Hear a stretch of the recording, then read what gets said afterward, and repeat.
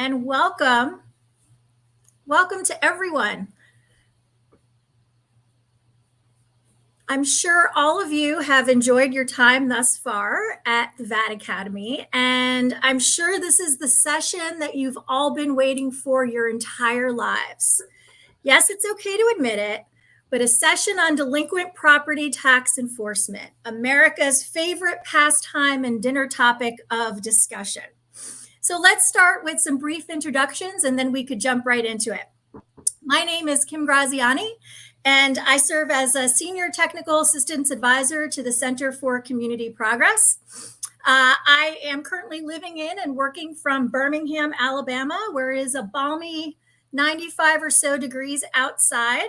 So for the past 11 or so years, I have been working with Community Progress, starting as a full-time staff person, helping to build the National Technical Assistance Program, to now serving as an advisor and getting to do what I still love best, which is working on the ground with community leaders like you.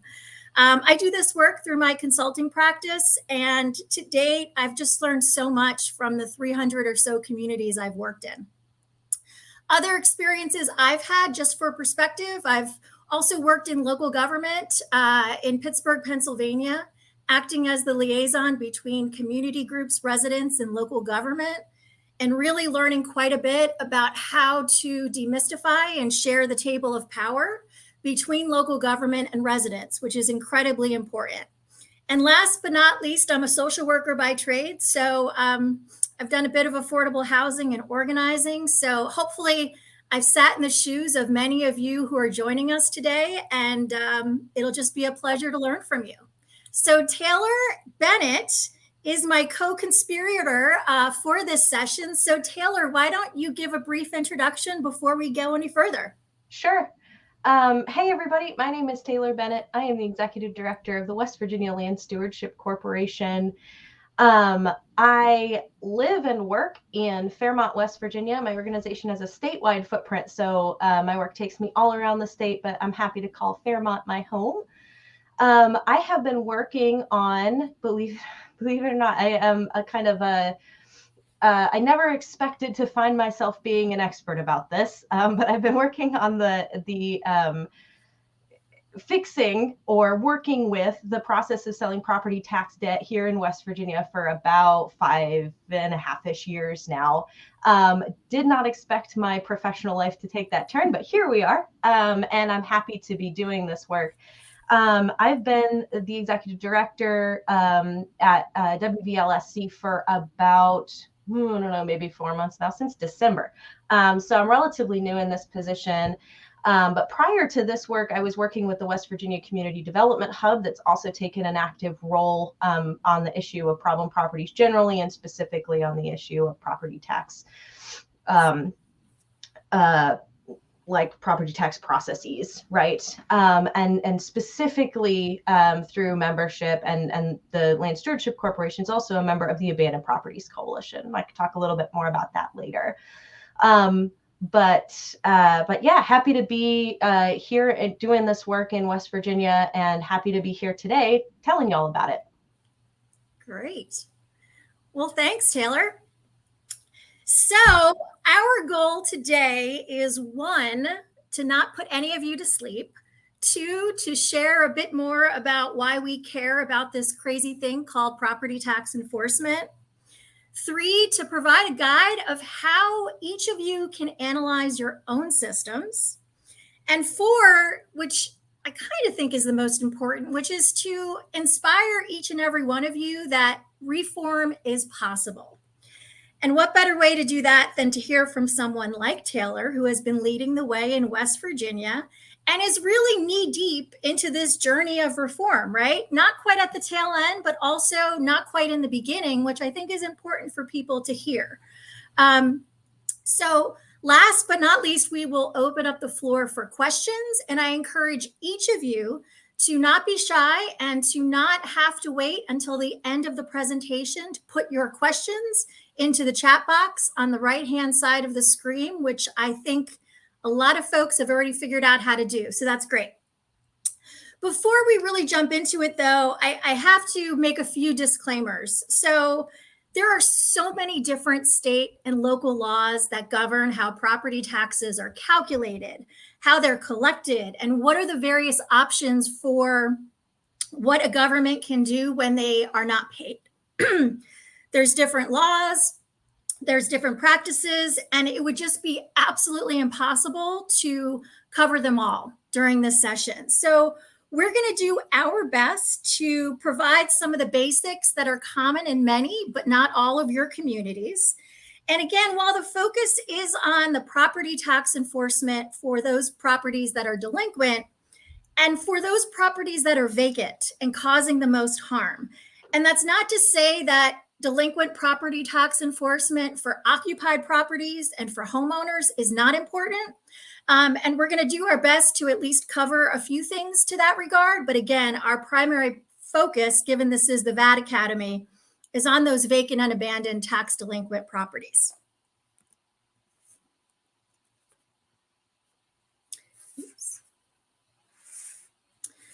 Okay, so why do we care about property tax enforcement?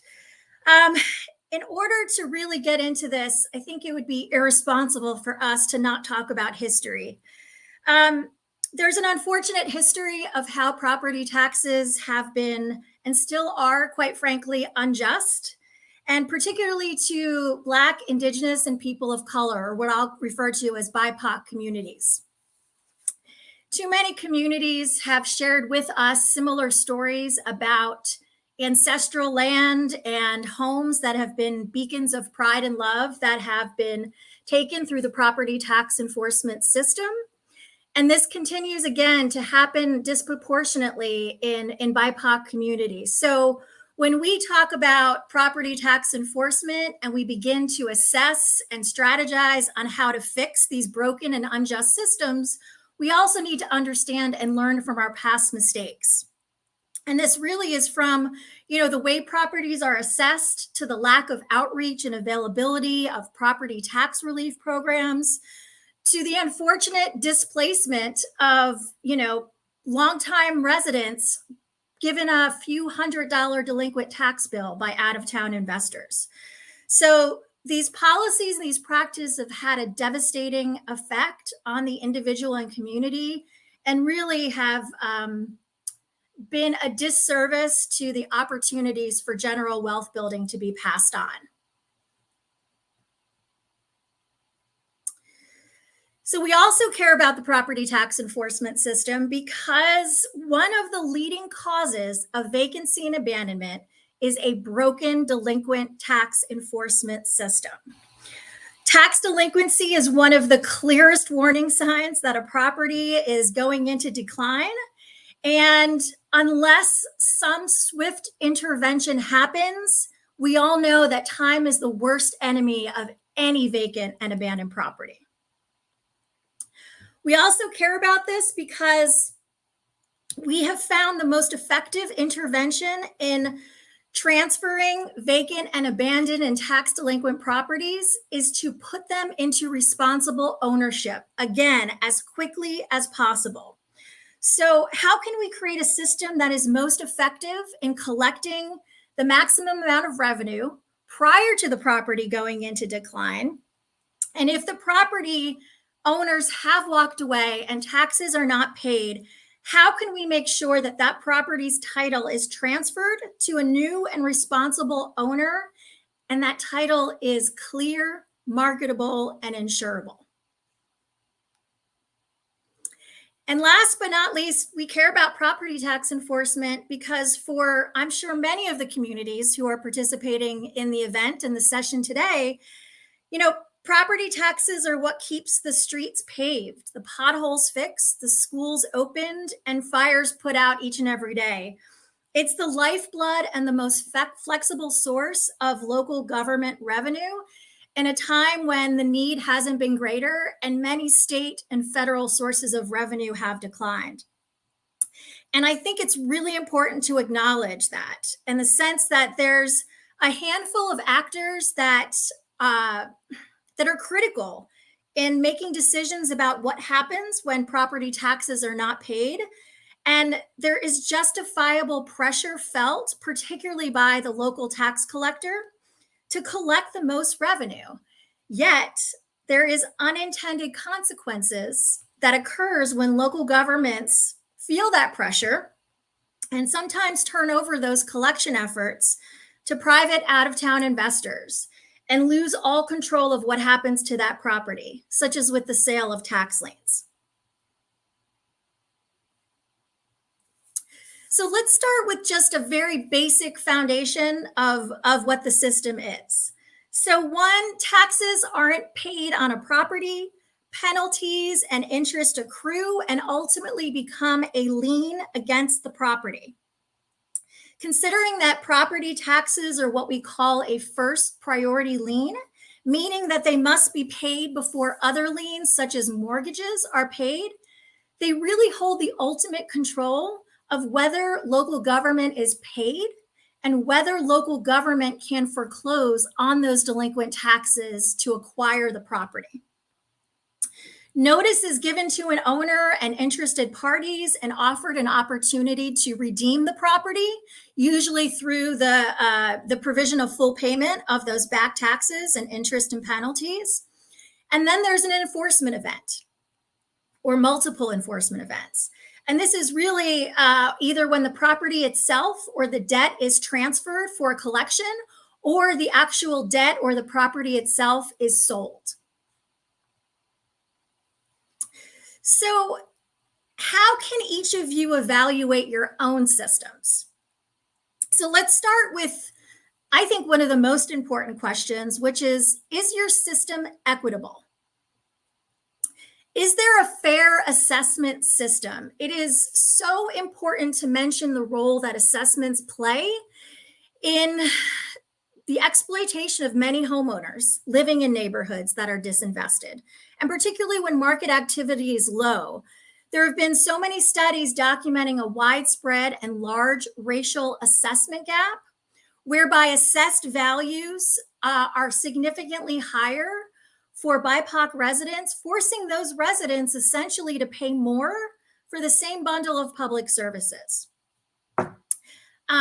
It's also been shown that BIPOC homeowners are also less likely to appeal their assessments and less likely to win them when they do.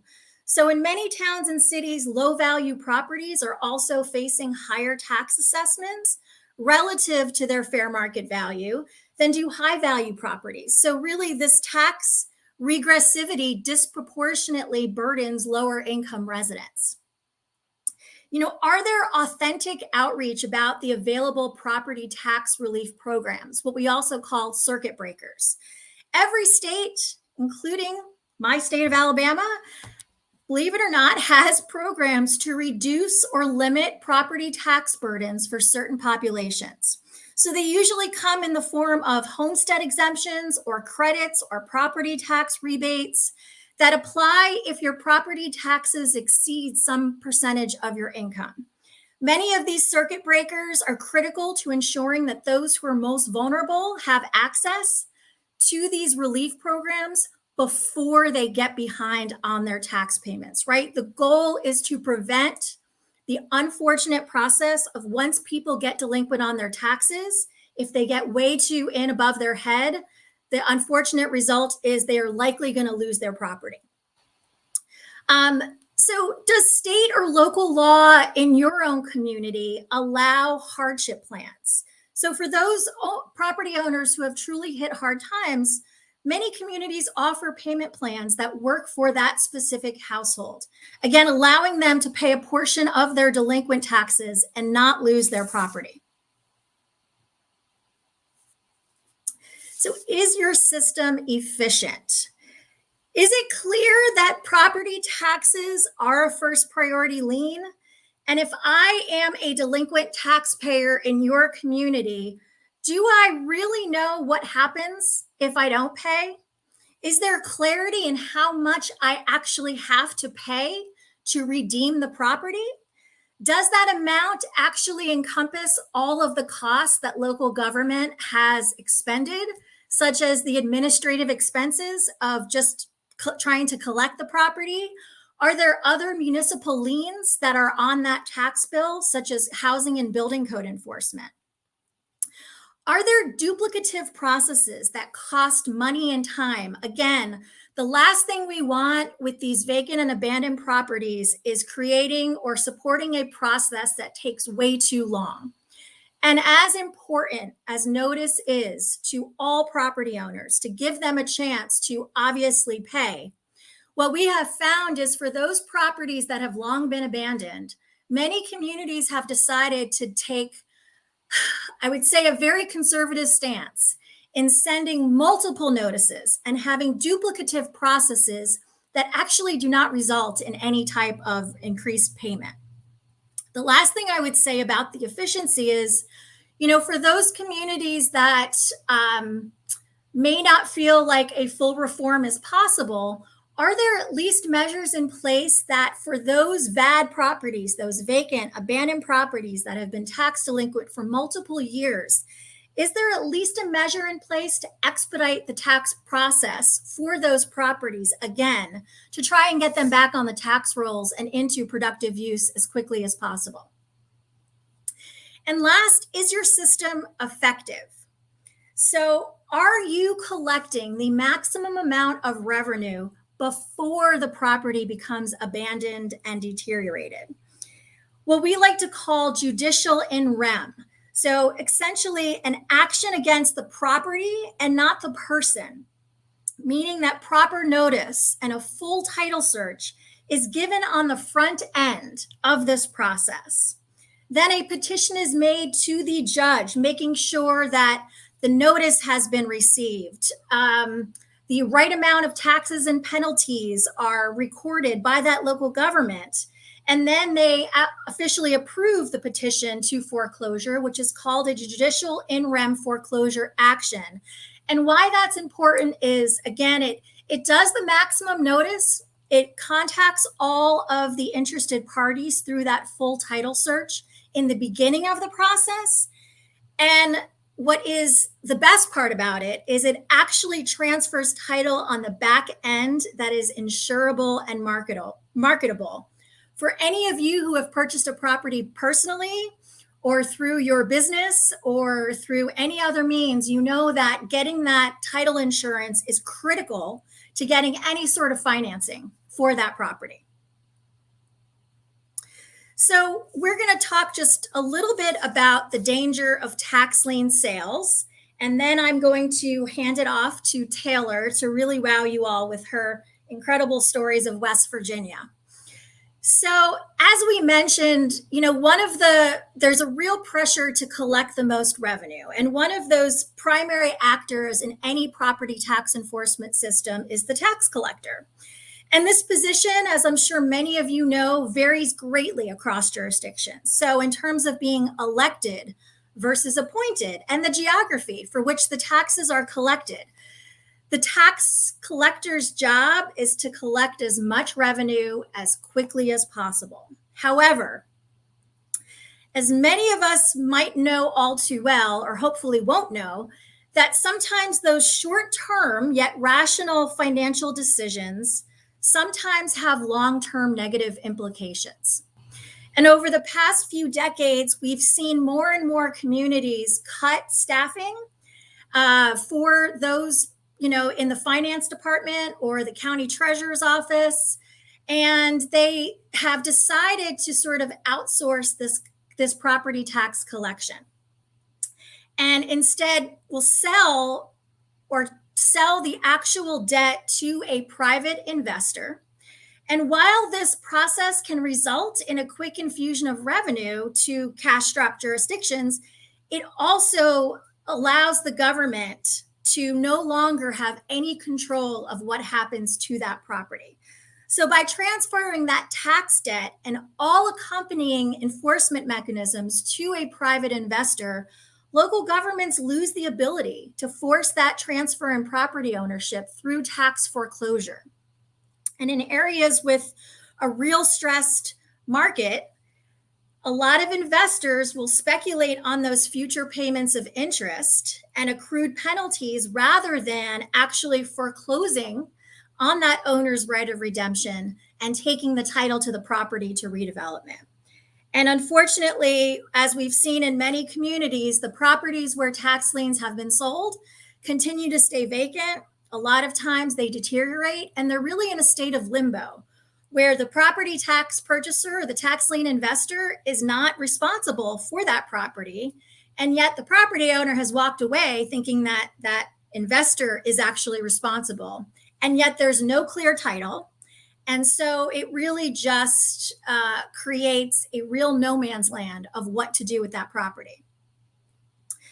The good thing is that we've had the real fortunate experience of being invited to various communities to evaluate their delinquent property tax enforcement systems. You'll see a few images of a few reports that are available on the Community Progress website, one for the city of Baltimore, one for West Virginia, which is how we got the opportunity to meet Taylor, and then one for the city of Rochester, New York. And I would say that there's a lot of takeaways, but I'll just leave this, which is one, reform is possible. Every single community that we interacted with at the beginning of this invitation to talk about this process and reform had serious doubts about the viability of changing it, given the politics, the economics, all of that. But yet each of these communities have done some level of reform, which I think is really positive and inspiring and a good reminder that this is possible. The second thing I'd say is that looking at the data and really unpacking the impacts of delinquent property tax enforcement, particularly on the city revenue or county revenue or township revenue, its impacts on vacancy and abandonment, and its impacts on vulnerable owner occupants is really compelling. Nowhere have we found conclusively in our experience that the sale of tax liens brings in definitely more revenue. And in fact, as I've said before, we have seen, unfortunately, more times than not, that those properties where tax liens have been sold definitely go into decline, given that state of limbo. So I will stop there. And again, I will hand it off to Taylor, and you can hear all about her efforts. So Taylor, I will advance the slide and please take it away. Thanks, Kim. Before I kind of start the narrative, I want to echo what Kim said about it's possible. The words politically unpalatable were generally what was applied to any mention of changing or fixing the process of selling property tax debt in West Virginia for a long, long time.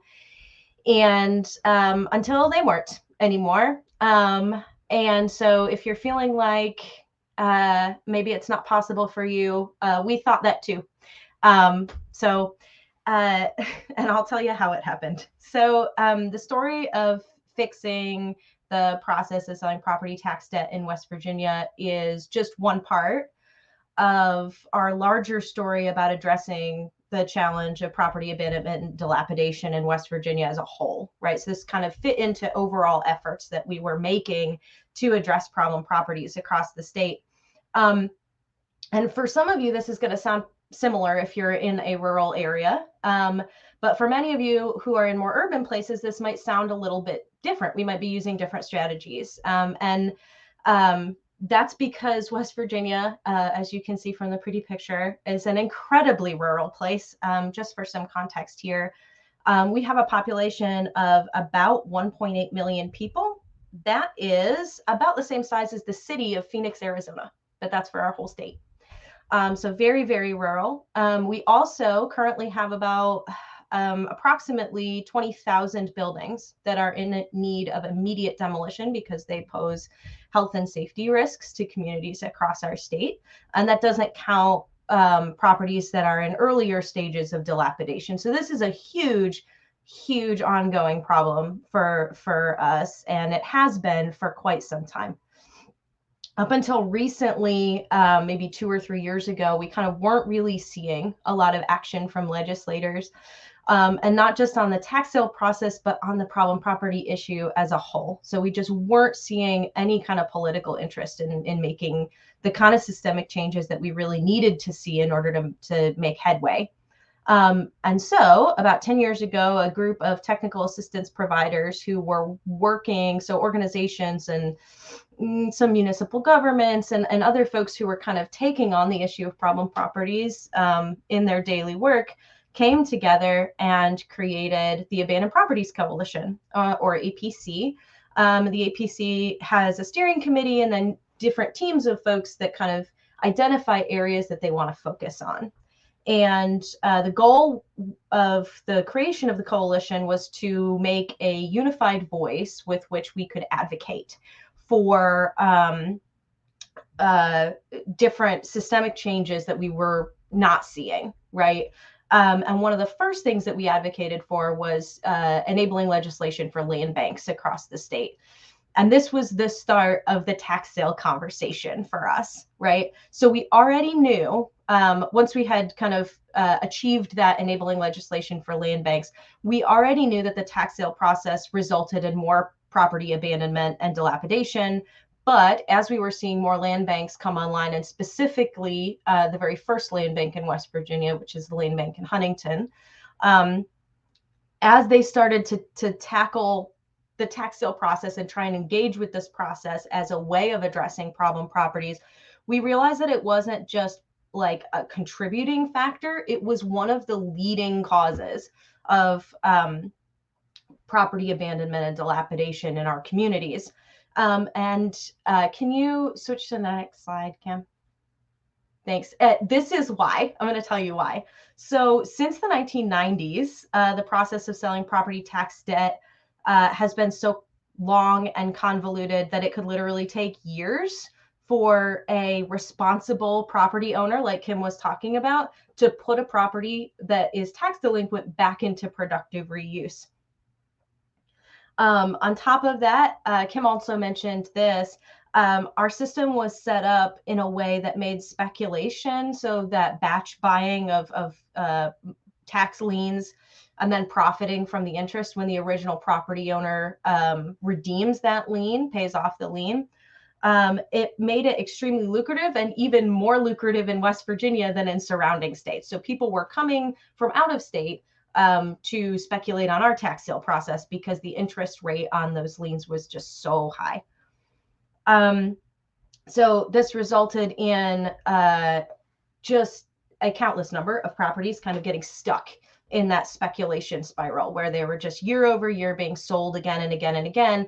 And time is the enemy, right? So dilapidation just set in for a lot of properties in many communities across the state.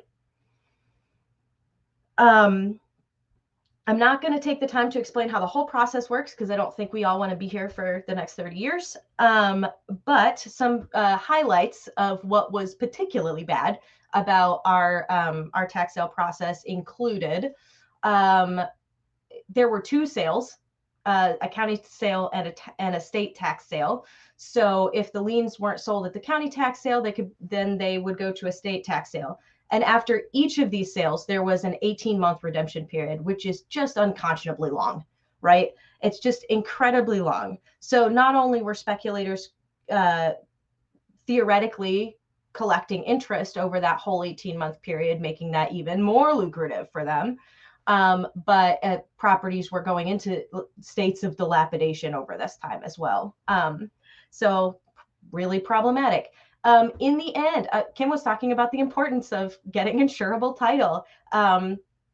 There is not the possibility to acquire a insurable title. At the end of either of those 18-month redemption periods, you only have the ability to get a quitclaim deed. And you can go through an additional process, which takes additional time to quiet the title if you want to, but that's not a given, right? So you don't get insurable title after this. And so this is bad. This is a not good process. And it resulted in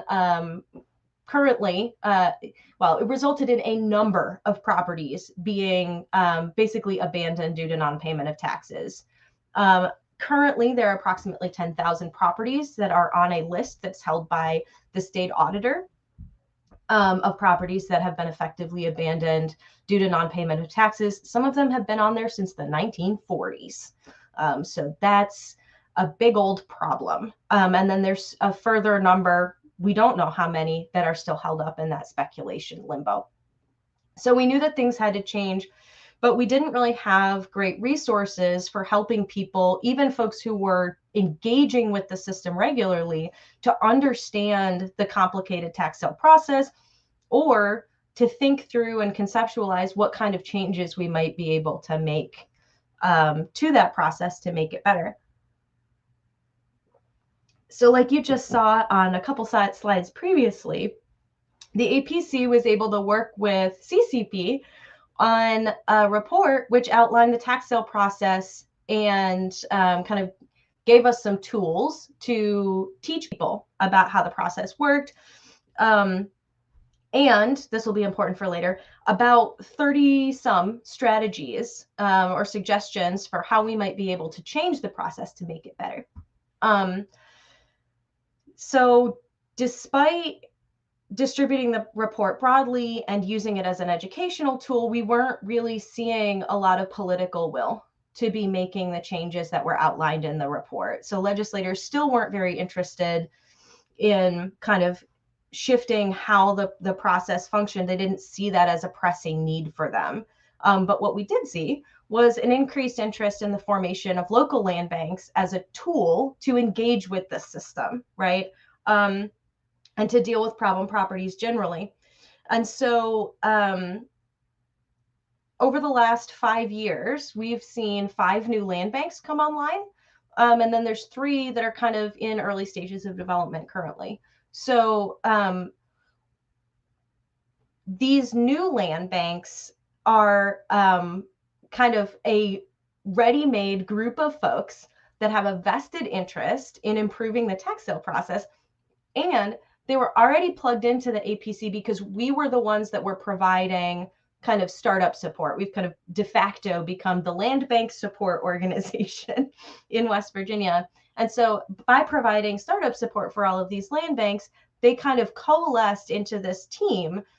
We now so think about a team in terms of the APC like a subcommittee. So a subcommittee or a team of the coalition that it was the same team that had kind of helped to work on the CCP report as well. So there's this group of people with a growing expertise around land banks and land banking, and specifically the tax sale process. This group kind of coalesced into the land reuse team, which really drove the legislative changes that were coming. So now we had a team of folks that was saying, hey, we really need this change, and here's what we need to have changed. Even though we had the report and the team, and an ever expanding group of people who wanted to address the issue and thought it was an important thing to change, still nothing happened until the most recent legislative session. And Kim, can you move the slide forward one more time? Thank you.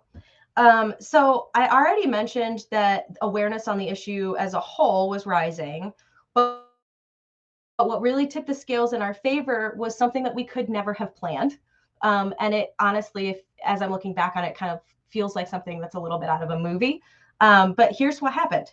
So I mentioned that the first land bank in West Virginia was in Huntington. That land bank was, up until very recently, run by a very close colleague of mine, Crystal Perry. Crystal has been a member of the APC since the very beginning and was really instrumental. She played a huge role in the work that we did collaborating with CCP on that report. So she really kind of led the APC through that report process. So her son ended up getting a job at the auditor's office. And I mentioned that the state auditor and their office is the office that's in charge of the tax sale process. So Crystal recommended to her son that he share that report with the state auditor. And within 3 months, we were working on what was going to become the new tax sale legislation, which is just wild. So it wasn't all smooth sailing after that, even though we found in the auditor someone who genuinely noticed, after reading the report and after talking to communities across the state, he genuinely noticed that he was in charge of this system that was having a negative impact on communities in this way, and he genuinely wanted to change it. Uh, it still wasn't all smooth sailing. We had to push really hard to have the APC included in kind of the discussions that were happening about what was going to go into the piece of legislation, what was important to include, what we didn't want to include. And I think that that's pretty characteristic of having a really empowered political champion, right? Who really wants to, it's kind of like trying to catch up with a speeding train. And so we were trying to catch up with the speeding train of the auditor's office through this process. But up until this point, we had two pieces of that perfect storm. We had the widely recognized problem. There was an expanding group of people who thought, hey, this probably isn't a great way to keep doing stuff. And we had solid backing from experts, practitioners, us, the people on the ground who were doing the work, and we had the report to back us up. But we really didn't have that empowered political champion to drive the legislative work forward. But our auditor made sense as the political champion to take this on, not just because he's the person who was kind of in control of the process, excuse me, but because he's kind of, his political hallmarks are efficiency and government transparency. And I know that for him, the idea of having a list of 10,000 properties which were not productively providing for people in West Virginia communities was causing him a lot of heartburn. That was causing him a great deal of concern. And so through the sharing the CCP report and through the relationships that we were able to build with him and his staff, we were able to kind of collaborate on this solution that addressed some of the concerns that he had. And so really, I don't think we would have been able to make the progress that we did without these three characteristics here. And it was kind of by accident that we ended up with that empowered political champion. But he's been an incredibly strong ally in the work that we've been doing to kind of make these reforms. And I guess one of the things that I would say about this is that by having that kind of speeding train sort of political champion, his office was able to drive the legislative side of the work and kind of testify in committees at the legislature and get those legislative meetings. And honestly, that was probably where a lot of the success was found. I think that the voice of the auditor is the voice that our legislators needed to hear from about the issue. I think we kind of helped do some initial education, which was very important.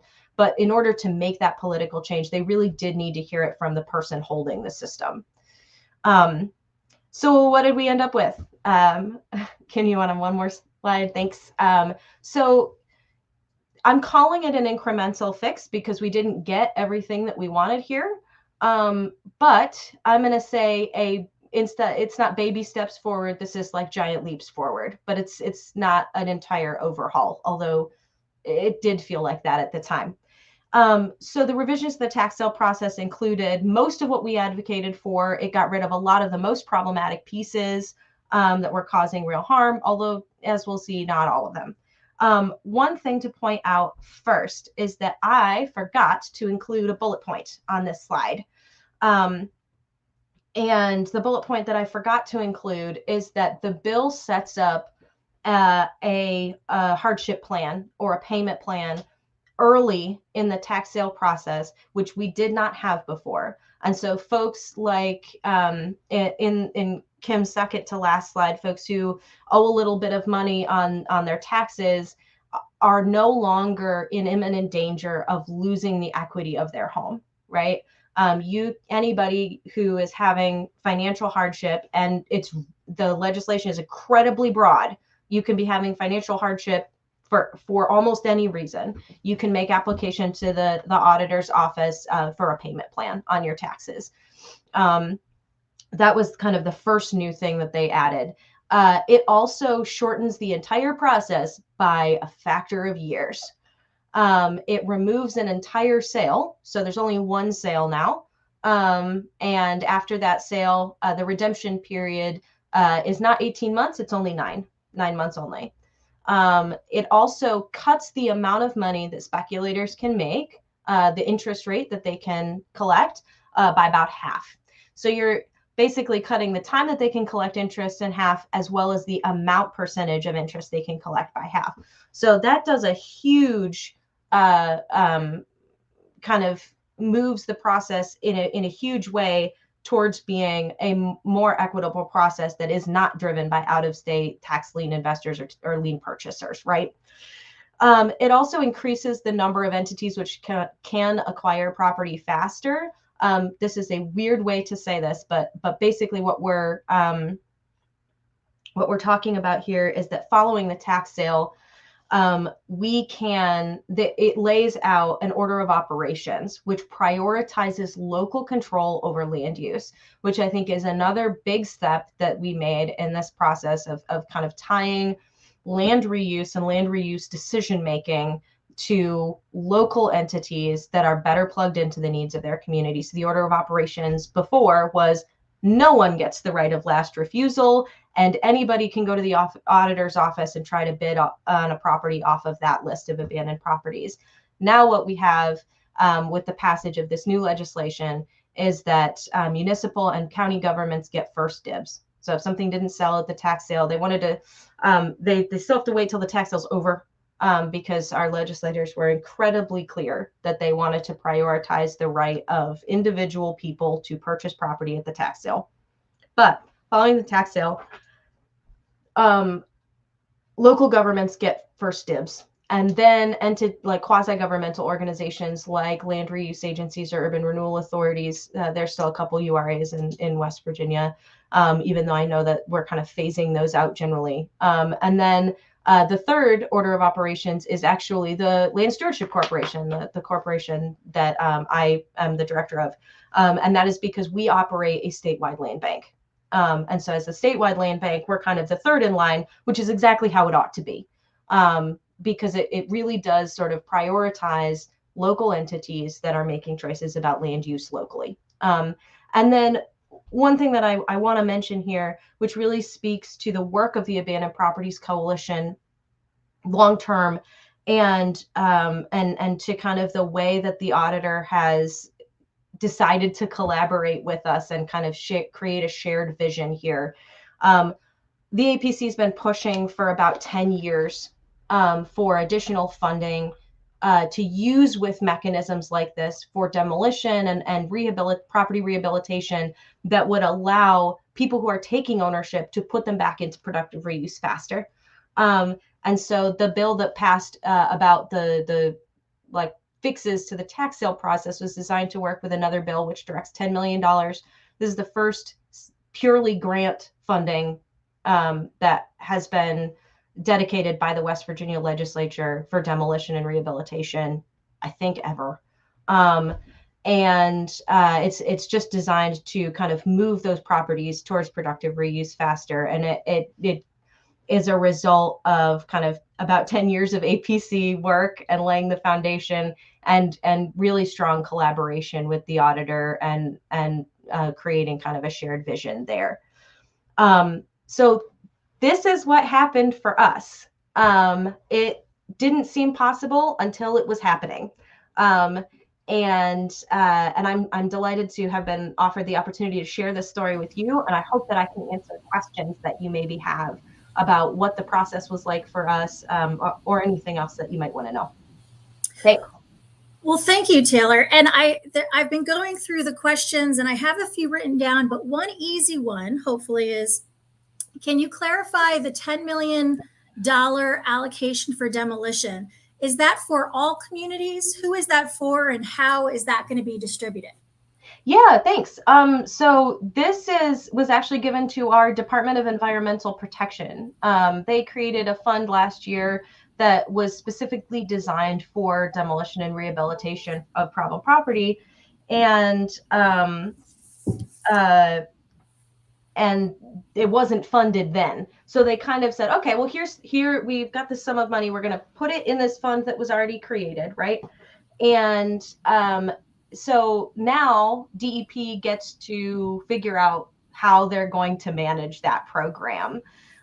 Broadly speaking, the money is written to be available for municipalities and land banks. Sorry, in West Virginia, we have a weird hang up about calling things land banks, and then we have to call them land reuse agencies. So if I say land reuse agency, I really mean land bank. It's the same thing.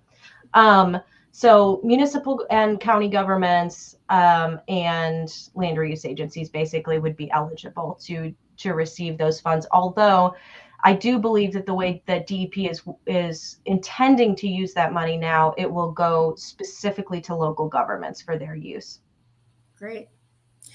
So, one of the questions that came up early in the discussion is a challenge that someone is having locally with a lack of capacity in their assessor's office. And basically, the assessor is saying they just don't have the capacity to go out and to assess all the properties, which is leading to a lot of inequities. And I'm just wondering, I'm happy to jump in with my experience, but I'm wondering, Taylor, given that you work statewide, is that something that you have heard, and or do you have any insight into how that may be being addressed locally in West Virginia?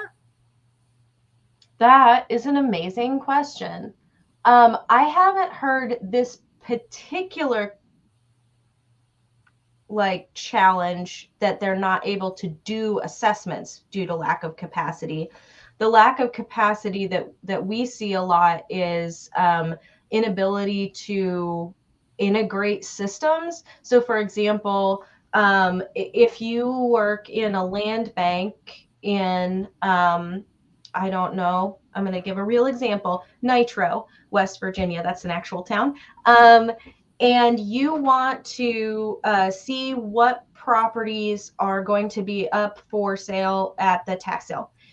You go to the assessor's office and they make you pay money, like actual cash dollars, for a stack of papers that is a list of the properties that are going to go to the tax sale, which is, in my opinion, a major capacity issue, right? We're not at a capacity place where we're able to kind of have systems that talk to each other. And I think that for us, this was a huge reason why our team was very excited about the idea of having the auditor's office manage all of the sales, because they would be in charge of kind of bringing the assessor's offices together and all of that information together, which would make it easier for property reusers, land banks, and even just like regular people who want to interface with the system to put property back into productive reuse. I guess generally what I would say is what we do when we run into this kind of thing in West Virginia is we push on the places that we can push on. So if you can't fix this spot, is there a different spot that is that I'm not being particularly articulate? Is there a different fix that you can think of that might get at this in a different way?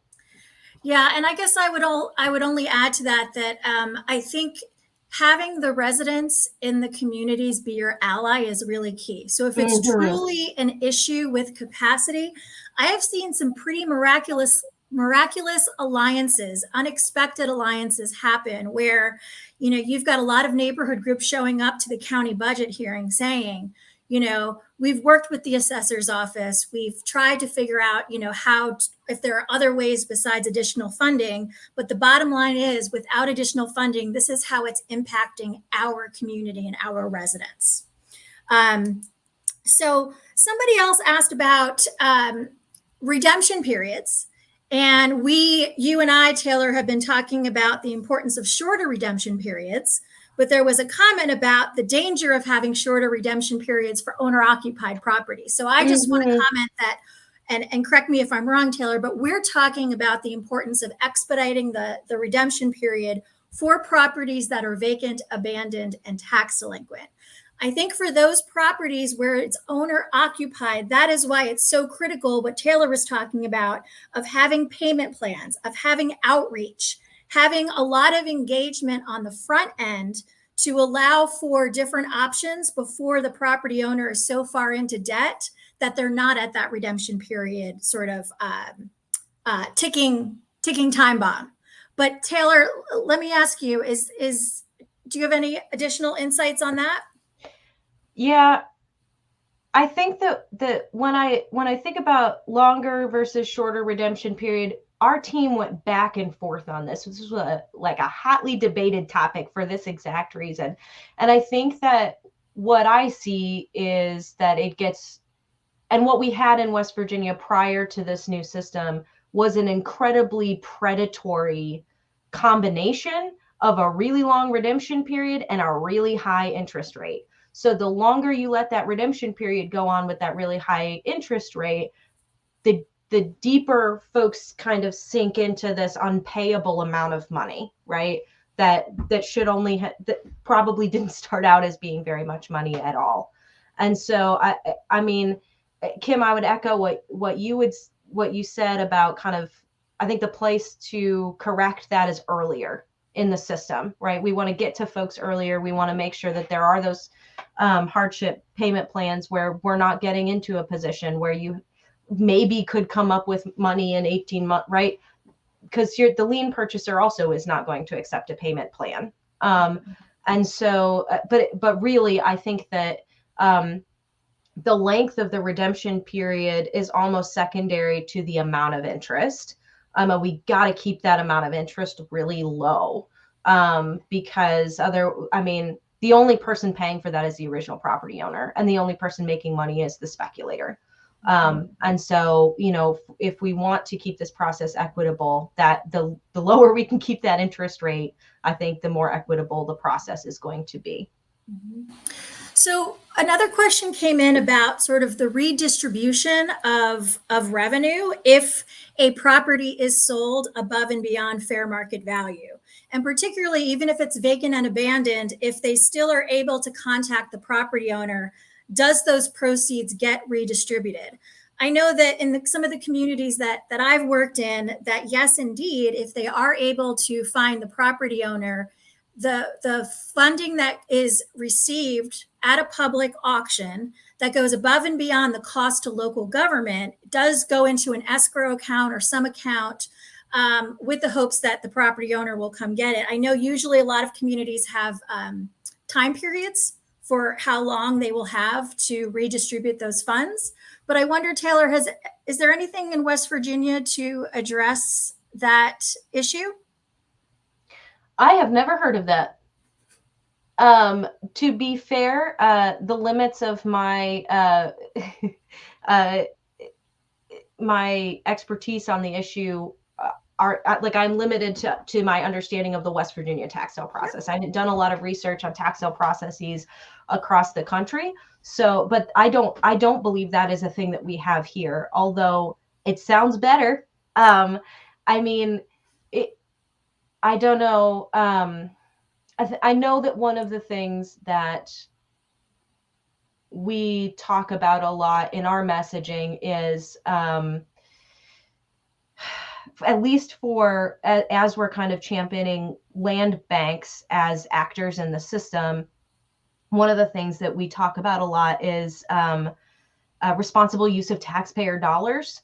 And so when we were kind of working on the fight to get the right of first refusal for land banks at the tax sale, so to be able to kind of get a head start on some of those liens before they went to the tax sale, one of the things that we talked about was it isn't fair to taxpayers to have to pay money above and beyond the back taxes at a tax sale bidding against like private corporations with taxpayer dollars. So that's a reason to allow land banks to have kind of that right of first refusal. So, I mean, I don't think that's something that we do here.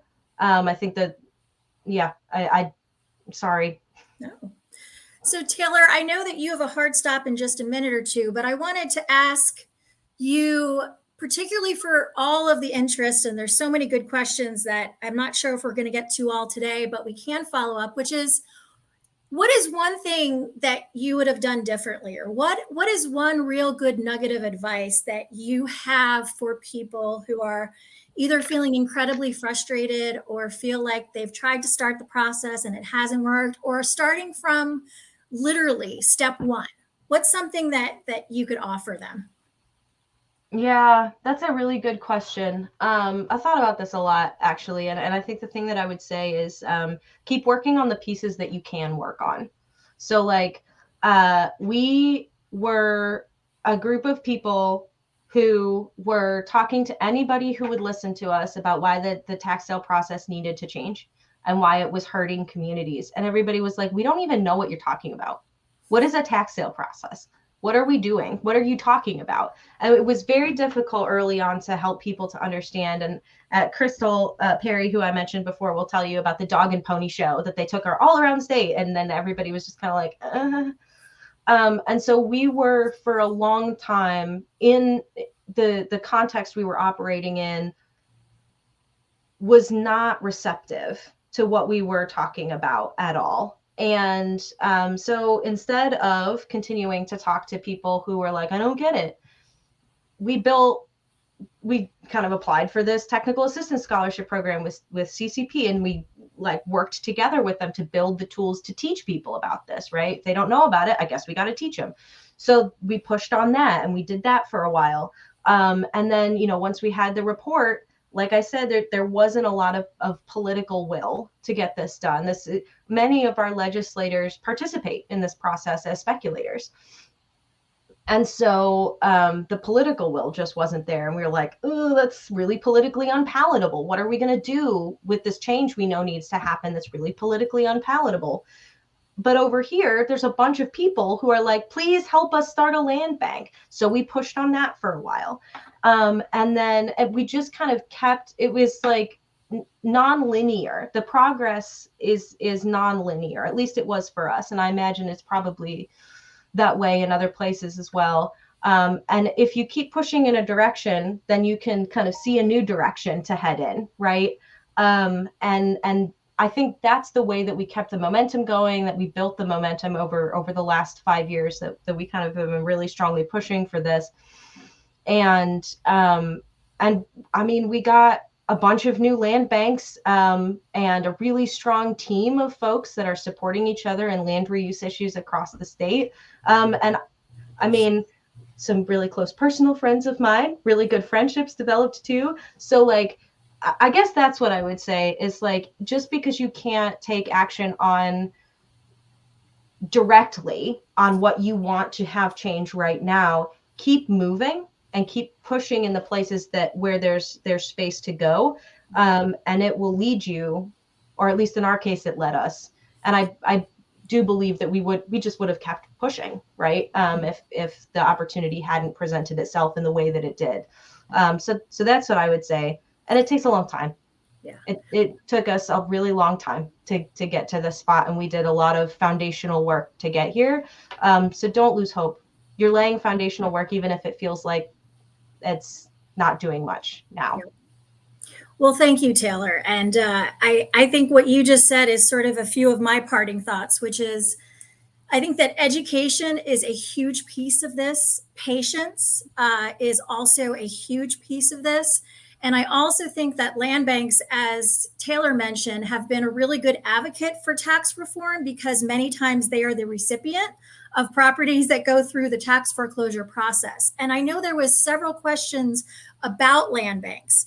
And so I know we do have a session on land banks, so I'm going to punt on that for now, but I would be remiss if I didn't say that there is going to be an opportunity for further discussion on this at our Reclaiming Vacant Properties conference in September.